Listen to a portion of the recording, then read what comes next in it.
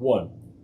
I'm joined right now by Cal State San Marcos women's basketball, coming off an 82-78 overtime victory over the number 4 seed, Cal State LA. I'm joined right now by head coach Renee Jimenez. On her right, Jordan Vasquez. On her left, Charity Gallegos. Coach, would you take us through your thoughts on this very competitive game? I'll try. I'll do my best. First, credit to LA. They're tough. They are an offensive juggernaut between Bugs and Flannel. Obviously, Nicole's had an incredible senior year. She's had an incredible career, and she's just been kind of a nightmare to guard. And Bugs is similar. It's just, I don't know that anybody in our conference, let alone Division II, has, really an answer for their athleticism, the way they shoot it, all of those things. And so a big credit to LA. And I thought, they started the year kind of rocky, and they really kind of hit their stride. We knew it was going to take everything in us to win this game. I think we're in a really good position regionally. I think they're a team that's kind of on the bubble. So we knew that they were going to come in here fighting. And I think it took us some time to really settle into we can do this. We can believe in kind of the work that we did all week for it. But once we did, it was it was our defense. And I know it doesn't look like it because we gave up almost 80 points. But I think, between the fourth and the overtime, we only gave up 20 points. We gave up 24 points to them in one quarter. Yeah. So I think once we trusted the work that we did all week, we were really good. But when we kind of had those mental lapses, against good teams, you can't. At this time of year, it's March, and you just can't do that. I'm really proud of our group. We've grinded since we lost those 2 games against Dominguez and LA, 3-4 weeks ago. I have really held them to the fire. We've had really hard practices, and they've responded really well. They've answered because we knew it's going to come down to these types of games in March, and we want to be ready for them. And so I think I'm a big credit to our group and how much they, were mature enough to kind of hit that switch after that 0-2 weekend, and do this because this is what it takes, And so I'm really, really proud of these guys. We have a good team. We have a good team. I don't think we've quite shown it for 40 minutes. We're really good.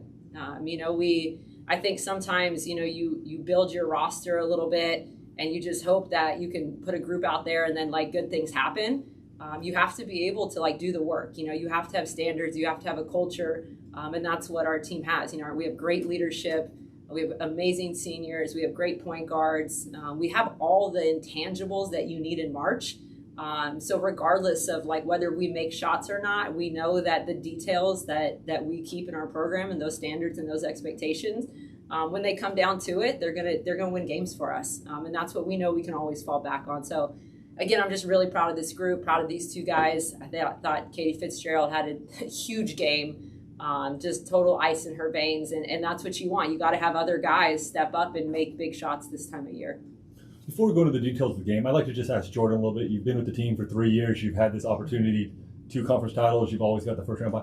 How is it playing kind of with the target on your back, knowing that you guys are always the number 1 seed, the team that you're probably always going to get everybody's best shot? I think it's great. People are always coming for us, and so we like that. We like that. It's obviously difficult. We get everyone's best every single game, and like Coach said, we've been practicing really hard in our practices, grinding it out, because we know we're going to get everyone's best. So we want to continue to do that and just keep fighting. Keep moving forward. Well, we got to make another comment on this one. We'll take us through. Charity, I'd like to talk to you a little bit about the end game situation we had there. You guys had, as Coach mentioned, Katie Fitzgerald came through with a big shot. Could you take us through? You guys were down 3 at the time. I think she hits it with about 13 seconds on the clock. Would you take us through maybe the conversation in there and then what the play was? She drew up the play, and we all believe in Fitz. She's a great shooter. She's constantly working on her shot. So, she was open and she knocked it down. I'm proud of her. We ran that play against them 2 weeks ago, and we knew it worked. We just didn't know which guy was going to get it. Charity's a really nice decoy because her and Jordan, they suck so much attention over there, and that's where this time of year you just want some kids who have gone through it. Katie's been in the conference, at Monterey Bay 3 years with us. She's in the gym every day shooting, as well as the rest of our team. And that's just trusting our work, and these guys being willing to be willing to give that pass up and believe in her teammates was huge. Jordan, I thought another big part was your guys' relentless effort, especially on the offensive boards. Can you tell me the way that part of it helped you guys especially make your comeback? Yeah, I mean, the coach emphasizes it all the time, rebounding and defense. Rebounding something like we always want to focus on, and so Truett really helps with that. Like everyone is constantly trying to get boards, and that's something I think we've really focused on this year. So it's extremely helpful. Thank you. Yeah, so Cal State LA led for almost 40 minutes of the game, and you guys only led for 5. So what an emotional roller coaster of a game. So how did you guys stay kind of centered and just remain focused to be able to, really run those final minutes in overtime? Yeah, it's kind of funny. I think when we went up 2, I heard CT, our assistant, go, well, that's the first lead we've had all game, And so I'm like, okay, that's great. But I think it's just, sticking with it.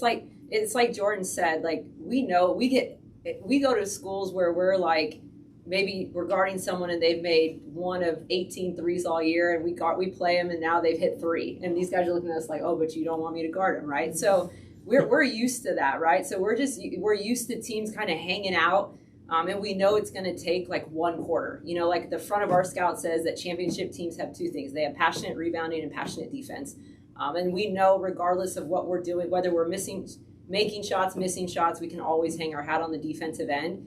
And so I think you'll hear these guys like Jordan and Mina and Malia and all these guys saying out of timeouts, we need to get stops. We need to get stops. We need to rebound. And you don't hear us saying, hey, we got to make shots. Hey, we got to make layups.